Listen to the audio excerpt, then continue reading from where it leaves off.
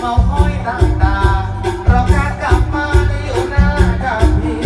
ยกมาคืนดีละกับพี่เถิดน้องเมื่อกลับมาแล้วพี่ก็ขอสาบานให้จะอยู่เมืองพานรอตัวน้องเรา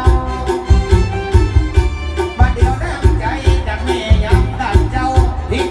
แม่เจ้าอยู่บ้านใดบ้านแม่เนื้อดีละแม่มีน้ำใจบ้านมาหนึ่งไปจากสาวบ่าวน้อยจะขอขอบคุณเพื่อมาเจอเชื่อเรียบร้อยแม่ก็แม่ครัวไปอยู่ที่ใดครัวหน้าพูดไม่ให้ไปไหนกันเจ้ามาเดียวหัวตั้งปากลุงเฮขึ้นมาแล้วเราเอาก่อน